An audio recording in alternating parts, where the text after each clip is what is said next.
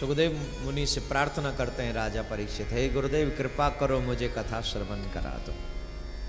सुखदेव मुनि कथा स्थान पर वक्ता कथा के वाचक बनकर विराजमान हुए और परीक्षित श्रोता के स्थान पर विराजमान हुए। कथा प्रारंभ हुई। जन्मादस्य यतोन्वयादितरतश्चार्थेषु विज्ञस्सुराट् सत्यम परम धीमहि। सर्वप्रथम संसार का निर्माण कैसे हुआ, सृष्टि का सृजन कैसे हुआ। ये संसार, जब संसार में जल ही जल है। एक और बात बता दें, ये सृष्टि कभी मिटती नहीं है, कभी भी नहीं मिटती। जड़ मूले न कभी समाप्त नहीं होती। जब प्रलय के प्रसंग का वर्णन आता है तो भगवान उस समय मत्स्य रूप धारण करते हैं, मछली बनते हैं, बहुत विशाल मछली बनते हैं और वो एक नाव को खींचते रहते हैं। कब तक? जब तक प्रलय का समय रहता है। उस नाव में कौन बैठे रहते हैं? बोले सप्तऋषि। सप्तऋषि बैठे रहते। क्यों बैठे रहते? बोले इस संसार के बीज को लेकर वो बैठे रहते हैं। और भगवान, मतलब समझ गए, परमात्मा और साधु ही इस सृष्टि का एकमात्र कारण है।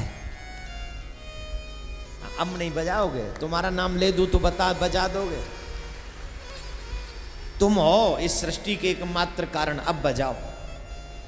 वाह जी वाह। घर चलता नहीं है तुम पे, एक घर नहीं चलता, हम दो, हमारे दो वाला। रोज लड़ाई बाजती है लठ के साथ। नू नाराज होकर रोज चल देती है मायके में। कितना अच्छा। और वो परमात्मा कितना अच्छा है, न जाने कितनों को हम जैसे तुम जैसों को पालता है।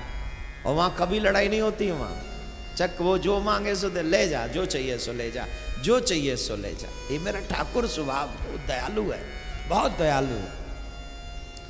तो जब संसार में प्रलय होती है तो सारी सृष्टि परमात्मा के उदर में समा जाती है। तो सृष्टि का सृजन नए सिरे से कैसे होता है? बोले वृक्ष, नदी, जल में वृक्ष है, वृक्ष के पत्ते पर मेरे प्रभु हैं और उस वट वृक्ष के पत्ते पर बाल रूप धारण करके मेरे प्रभु इस लीला को देख रहे हैं, दर्शन करते हैं, सुंदर लीला का दर्शन करते हैं। लेकिन जब उनकी खुद की इच्छा होती है कि अब एक में से बहुत होने चाहिए, एको हम बहुत श्यामा। हमारे तुम्हारे चाहने से कुछ होता है? हम लोग सोचते हैं शादी कर लेंगे, बच्चे हो जाएंगे। होते? मेरे पास कई लोग आते हैं, महाराज 10 साल हो गई तो बच्चा नहीं है, कृपा कर दो। अब महाराज पे ऐसी कौन सी कृपा है जो कर दे?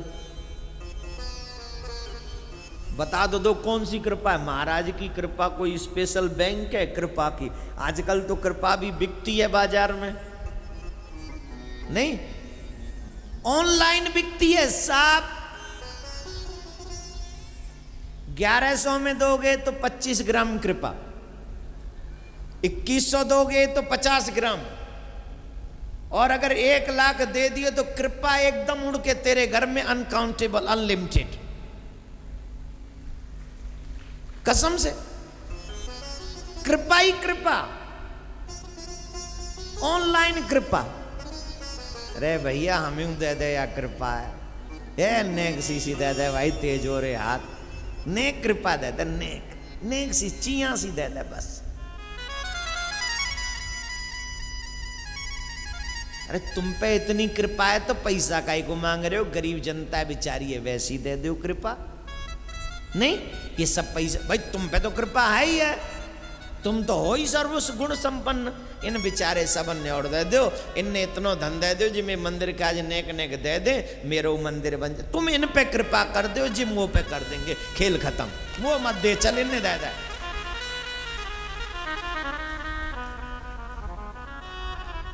अच्छा बताओ, पैसे से कृपा मिलेगी ना? लोग हमसे झूठ बोलते हैं, ये अच्छी बात है, लेकिन हम उस झूठ में आ जाते हैं, ये गलत बात है। कृपा पैसे से नहीं आएगी, कृपा तो तेरे कर्म से आएगी। कृपा कृपा सब कोई कहे, पर कृपा न जाने कोई। कृपा कृपा सब कोई कहे,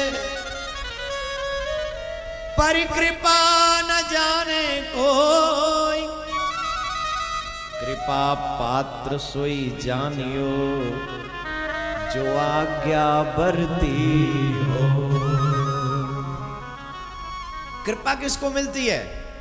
जो भगवान के बताए हुए मार्गों पर चले, साधु संतों की सेवा करे, उसे यह न कहना पड़े कृपा करो। साधु तो देखते ही समझ लेते हैं कौन कृपा का पात्र है। मांगने से कृपा थोड़ी मिलती है, मांगने से तो भीख मिलती है। मांगने से तो भीख मिलती है, कृपा नहीं मिलती है। कृपा अगर चाहिए तो सेवा करो। मेरी नहीं, मैं तो यंग हूं चकाचक, अभी तो मेरी, मैं करूंगा आपकी सेवा। जब तक मेरा ये तन सुरक्षित है, तब तक मेरी वाणी सुरक्षित है, तब तक मैं आपकी और अपने धर्म की सेवा करना चाहता हूं। और मेरा कोई लक्ष्य नहीं है, अपनी सेवा कराने का लक्ष्य नहीं है। मैं तो खुद ही सेवा करूंगा आपकी। आप मुझे बताओ मैं आपकी क्या सेवा करूं। लेकिन हां, धर्म की सेवा करो, तीर्थ की सेवा करो, भगवान के नाम की सेवा करो, भगवान के साधुओं की सेवा। ये तुम्हारा दायित्व है, जिम्मेदारी है। तुम गृहस्थी हो, ये तुम्हारी रिस्पॉन्सिबिलिटी है। राधे राधे बोलना पड़े जोर से। तो कई लोग आते हैं, महाराज कृपा कर दो, 10 साल हो गई, 15 साल हो गई, 20 साल हो गई, बच्चे नहीं है। महाराज पे तो कृपा है नहीं। महाराज क्या करते हैं? ये भागवत महापुराण से प्रार्थना करते हैं, हे प्रभु ये दीन है, ये आपसे कृपा चाहता है, ये आपको पुकार रहा है, ये तरस रहा है। हम लोग तो प्रार्थना करते, सुने तो सुन लेगो तो दे देगो, न सुनेगो तो तू घर में बैठो रहे। हम पे नहीं कुछ भी, यही है। हम तो इससे प्रार्थना करते हैं। किसी को मिलता है, किसी को नहीं मिलता। लेकिन हां, संतान मेरे चाहने से उत्पन्न नहीं होती। तुम्हारे घर में कौन जन्म लेगा, तुम्हारे घर में कौन मरेगा, ये भगवान की मर्जी है, तुम्हारी मर्जी नहीं है। रामायण ने स्पष्ट वर्णन किया है, हानि लाभ जीवन मरण यश अपयश विधियात। 6 चीजें भगवान के हाथ में। कौन कौन सी? कितना तुझे लाभ मिलेगा, कितनी तेरी हानि होगी, कितना तेरा यश होगा, कितना तेरा अपमान होगा, कौन तेरे घर में जन्म लेगा और कौन तेरे घर में मरेगा। ये 6 चीजें भगवान ने अपने हाथ में रखी हैं, इसमें तेरा कोई बस नहीं।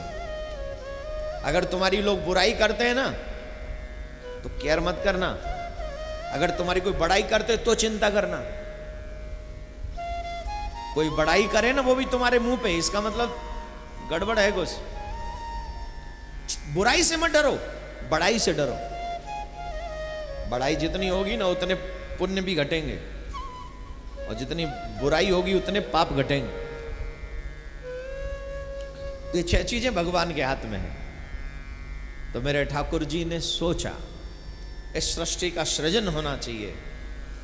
तो एक में से वो बहुत होने लगे। बहुत कैसे हुए? नारायण ने संकल्प लिया कि अब सृष्टि का सृजन होना चाहिए, तो उनकी नाभि में से कमल उत्पन्न हुआ। कमल में विराजमान ब्रह्मा जी। अब ब्रह्मा जी देख रहे हैं चारों तरफ जल ही जल है, जल ही जल है, कुछ समझ में नहीं आ रहा है। कमल के पत्ते पर बैठे हुए हैं, कुछ समझ में नहीं आ रहा है कि है क्या, क्या नहीं है, क्या है, पता नहीं है। हवा चलने से कमल का पत्ता पानी में लग रहा है, और कमल का पत्ता जब पानी में लग रहा है तो उस पत्ते में से, जल में से एक आवाज आ रही है, तप तप तप तप तप। तो ब्रह्मा जी को लगा कि मुझे तप करना चाहिए। तो ब्रह्मा जी ने हजारों हजारों वर्ष तपस्या की, तब जाकर नारायण प्रकट हुए। और नारायण भगवान जब प्रकट हुए तो नारायण भगवान ने कहा हमसे कुछ मांगो। बोले प्रभु कृपा करो,